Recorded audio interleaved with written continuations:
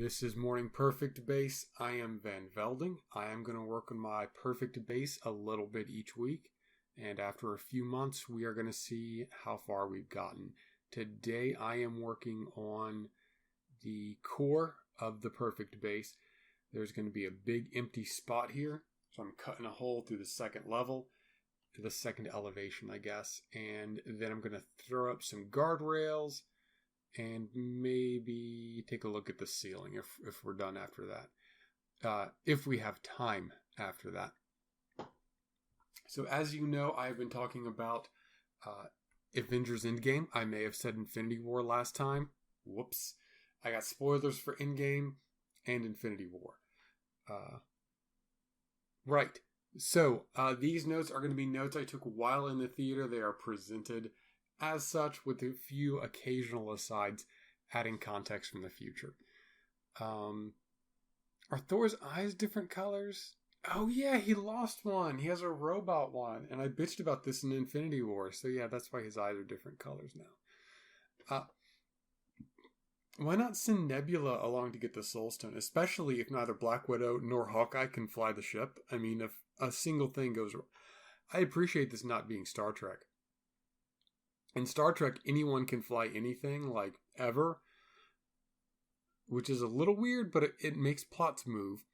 So the fact that Hawkeye and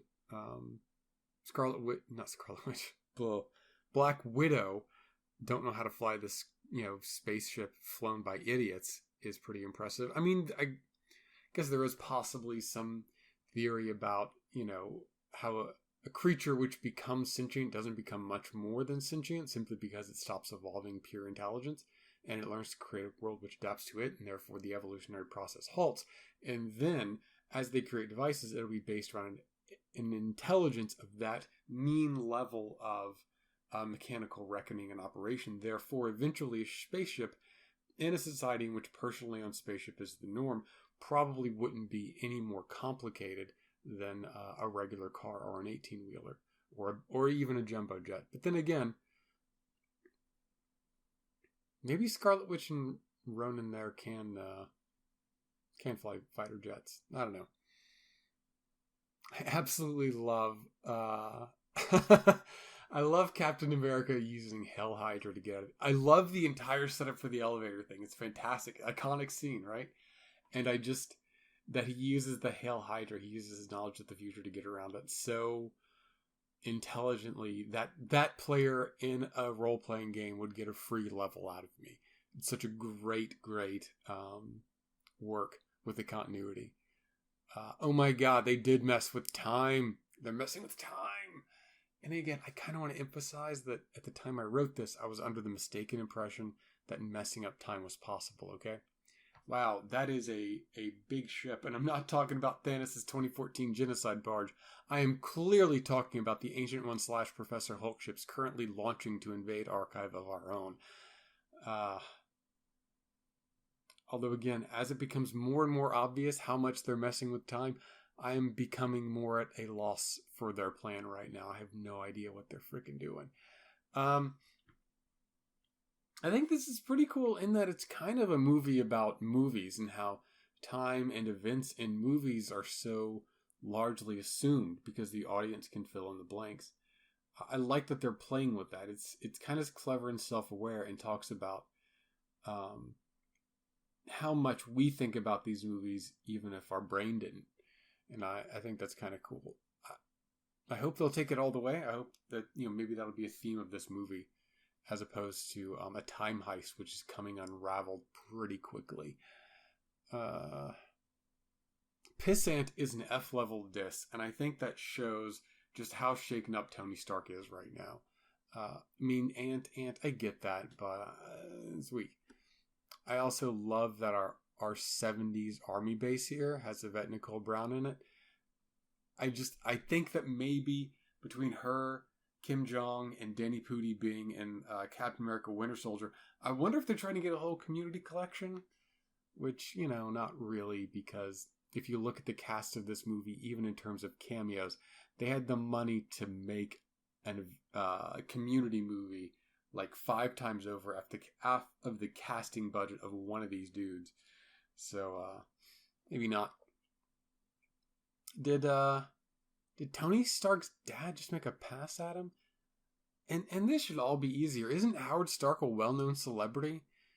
I don't know. Wow. I knew everyone had an emotional minefield in their past, and Peggy certainly is Steve's, but we were pretty sure he'd be back. She would be back here in 1970, but damn. No amount of money can buy a second. That's a good saying. And you want to believe they're like Kirk's glasses, but none of this will affect the future, right? I mean, it's natural to think that he gave this saying to his dad to give to him, but that's not what happened. Also, Pym particles and time platforms say that money absolutely can buy seconds of time. That is literally what's happening right now. Maybe I'm the idiot here for having to point that out. I also want to note that on Veermeyer, the Soulstone planet, motherfucking Black Widow and Ronan didn't park closer than 20 fucking miles to the mountain, just like goddamn Thanos. Does the Red Skull not validate? Is that what this shit is? Oh. And I was super pissed. I mean, at least give Black Widow the agency to get herself killed. Yay, she has the agency to get herself killed. I got this far without tearing up, so good job, guys. I don't even like Black Widow. She's just been a stalwart character who's been here since damn near the beginning, Iron Man 2. Man, well done. But, you know, they do have to put the stones back, so maybe it's like a deposit on a bottle in Michigan? Maine? That's Maine.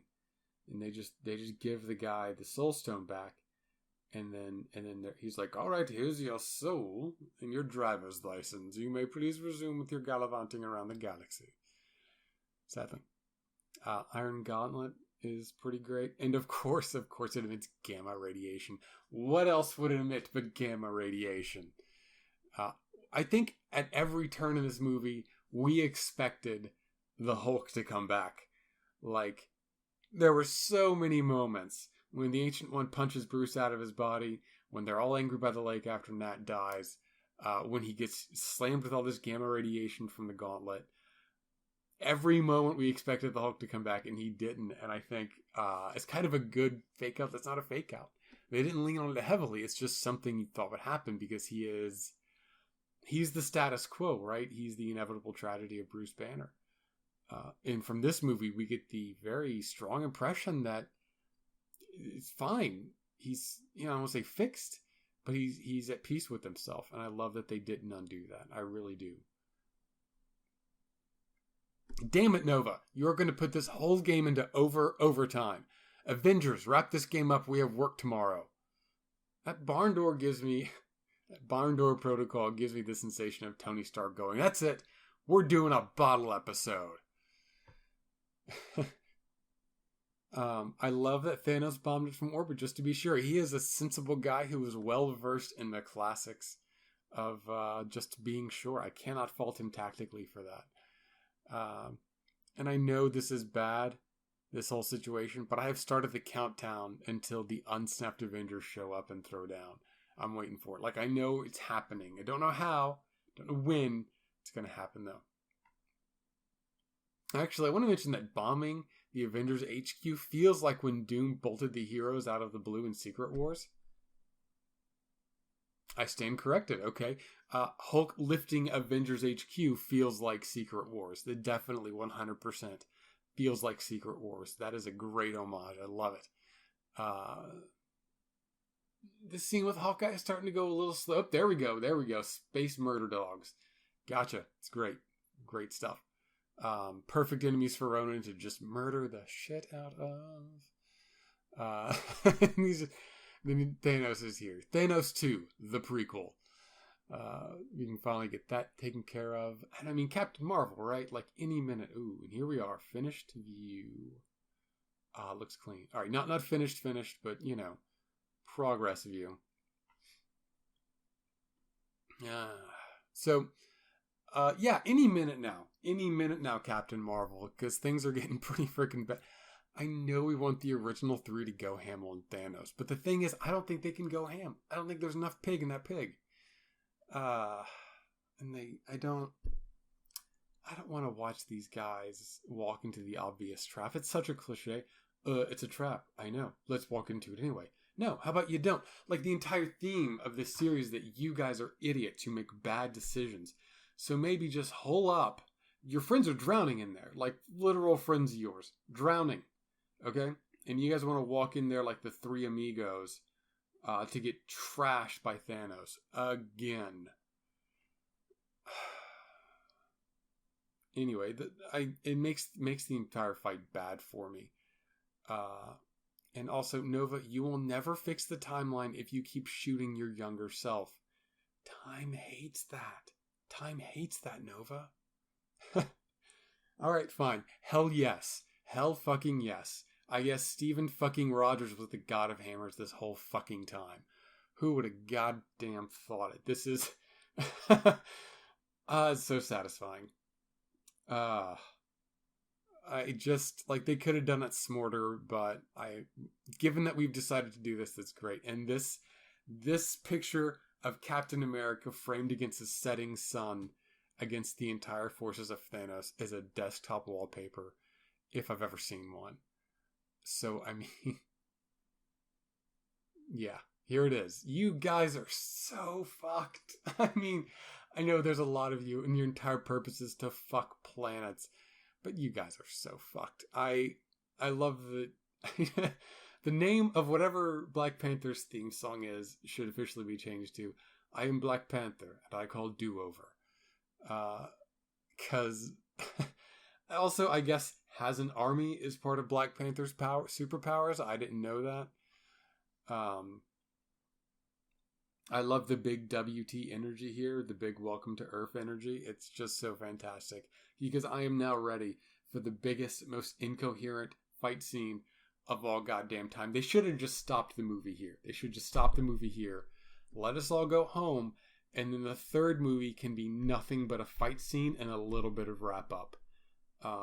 Because I'm ready for something bigger than what they're about to give. It's going to be big and it's going to be messy. It's going to be relevant. But I'm ready for bigger and messier. I'm ready for it. When Captain Thor here going, I got yours. In the original Alien Nation movie, the alien and James Caan's character, the human cop, they go to a takeout place and they're given like little styrofoam packages that have the other person's meal in it. So they each open it. They both recoil in disgust and they go, I got yours. And they swap. It's hilarious. It's great. Same energy. Hey, Peter Hug almost got me. It's a good beat that we needed. It's a good moment. Scarlet Witch has one of the best exchanges in this film. Like it's not, for me it was Tuesday, but goddamn. What is it like to be such a big dick that people from the future have a grudge against you and are gonna fuck you up? Oh man, it is a good goddamn time. Also, Spider-Man killing folks isn't cool. I mean, I get that these are killing machines, batch made, likely from identical sets of... Wow, Spider-Man really hates clones, doesn't he? I also want to mention all the schlock mercenary here. If you're not willing to shell your own position, you're not willing to win. Frigga's failure is not an option, it's mandatory. The option is whether or not to let failure be the last thing you do. I doubt these guys are huge schlock mercenary fans, but I like the affirmation of the universality of the lessons that Howard Taylor tries to impart to us. And also, so help me, Peter, if you make a Columbia Pictures joke about Valkyrie, we are letting Thanos win. When Captain Marvel looks at Peter and she's like, hey, is that for me? 1, this kid is so traumatized. 2, let's be honest, gay, straight, or whatever, in that moment, we all had something for Captain Marvel. Read into that what you wish. Also, Thanos can teleport, I guess, now, still, because we have spent half the friggin' movie trying to get this goddamn glove to this goddamn van, and he keeps showing up in front of us.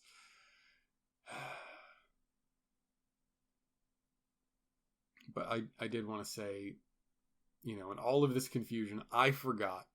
I saw that everybody was going to come back. I knew Captain Marvel was going to come back. She's a great entrance.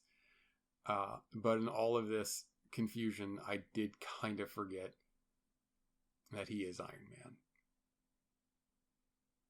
Poof. I kind of like, I mean, this is all Star Trek up. This is all Star Trek 2 up in here, right? It's radiation. It's like our planet, the planet, our danger. You did it, Tony Stark. You saved the universe. Oh God, Spider-Man actually said that. I was not ready. I was not ready for that. Oh man. Hey assholes, you cannot send Peter Parker back to high school after going through all that. What the fuck is wrong with you? He needs like 1,000,000 therapies. He needs 5 years of therapy. I know everyone else had to deal with that shit. You just sent a kid into a war zone and had his mentor die, and then also put him at the center of it? Idiot. These Robert Downey Jr. voiceovers are killing me because I watched Kiss Kiss Bang Bang. You should too. It's a great movie, and it ends with Robert Downey Jr. wrap-ups. It's fantastic. I think that the third good get of this movie was the I Love You 3000. I have no idea who that kid behind Falcon, Bucky, and Wanda is. He was apparently the kid from Iron Man 3. I mean, dang, time passes, huh? Okay, cheeseburgers. Cheeseburgers is the fourth one. Whew, didn't expect that coming. I knew that I wanted a dog in that tent. I wanted there to be a dog in that tent. And not an adorable little girl. Oh, man. How about Thor's superpower to have character arcs just slide right the fuck off of him? He has been through 3 movies and he hasn't learned a fucking thing. Wasn't he supposed to be a good leader at the end of the first one or something? And also I like Valkyrie, but she did nothing king-like. Nothing. And I admit this is part of an unbroken streak of characters in movies who have demonstrated 0 leadership ability, having a character look at them and go, hey, this place already has a leader. And I'm looking at you, Hugh, in Star Trek The Next Generation's Descent. Looking at you. Also, I want to add a quantum leap jumping sound and going, Peggy Carter was married for 39 years. Captain America never returned home. Did they just Amy Pond us? Did they just time travel thing? Oh no, it's behind you, and you turn around and you're like, oh no, we've locked the time. Also, I like that Sam gets the shield, but there is no way he can wield that fucking thing. And I like that they did the other thing. Not the thing, but they did the other thing. I'm fine with Steven traveling through time to end up with Peggy. A lot of people called it. I saw it on the internet, and I'm like, that sounds about right. I would prefer that he stayed in the present with Bucky, and they lived together and were gay and stuff. I would have just liked that if Bucky was like, oh, you're married. Who are they? Just a little bit Marvel. I'm mad now. Let's move on. So that's it. The movie itself is good. It goes really quickly. I'm going to put in some skylights here. What happened to Pascamore? Did she just vanish off of Earth? Like, what were the exact stipulations when Tony snapped everybody away? Was he like, everyone who's on Thanos' side? Well, I guess it would be Gamora. Whatever. Nova and her shared memories. Fucking iCloud, right? I'm surprised they didn't slim down Thor. I bitched in Infinity War about them replacing his eye and undoing like a physical effect of changes he had gone through. So I appreciate it. I'm just shocked. I'm just shocked they didn't do that. Also, if I understand correctly, given Hulk's knowledge and some Pym particles, they can just time travel whenever, right? Also, I guess all of the teenagers we've seen in other movies didn't get snapped because did or didn't get snapped as necessary to keep them as child actors. It's not like Spider-Man's best friend got snapped. That would be weird, right? She'd be in college. Okay, so where'd the new shield come from? Apparently changing events in the past doesn't change the future at all, right? So, but then Steve slow-boated home. Like, he went to the past and he just waited to come home, so how does he get the extra shield? I mean, I know enough about time travel to put up a theory, but I guess I also know in my heart of hearts that these people don't, and they don't care. And so the new shield out of nowhere that Sam can't even use makes me sad. Also, if the stones make time happen like the Ancient One said, then Thanos destroying them at the end of the movie, like, super bad. It feels super bad. But I guess nothing bad's happened in 5 years, so we're fine, I guess. Who gives a shit? I like these iron handrails. They're not good handrails, but they're decent iron handrails. I gotta pick up those blocks. Keep the... Where's my corner? It's fine. Where's my corner? Here's my corner. Alright. Anyway, I don't know if this base is really coming together. I've got all these huge walls and these huge ceilings, and I keep telling myself, no, I'm not... Okay, there we go. I'm not gonna sit down and... like resurface all of this stuff with aesthetics and textures and shit like that because it's not part of the design. And this thing's taken me forever. I've been through this is the second major update I've been through while working on this. The Life Aquatic and now this one. Maybe 3. I haven't been keeping that much track. The rules of the game are changing me faster than... I'm actually going to leave these the little alcoves here. I kind of want to see how it looks. And so, like, at the rate I'm going, even if I'm hitting this thing pretty regularly, I don't know if I'm going to be able to finish this thing in any kind of a real timetable. I'm running real short on time here, so I'm not going to get into it now, but I will get into it later for PB5. It's not Perfect Base 5 because it's not. Come on. There you go. It's not Perfect Base 5 because it's not going to be like that. You know, one of the things I do as an aside is I try to find ways to mark civilization. In Minecraft, you don't eat, you don't sleep. I mean, in that you both eat and you sleep. What I mean is that the conventional structures of society and behavior aren't in place. You need a very small area to exist within. And even then, a lot of this is lining up. Like, do I need lettuce? Do I need wool? No, I'm just trying to get access to a panoply of resources. And without using mob farms, which... fuck that up. Okay. I firmly believe in function-based, like, design. That does actually look pretty good. I like that. Okay. All right. Well, look, I will get to it later. It'll be a whole thing. I'll see you, man. Bye.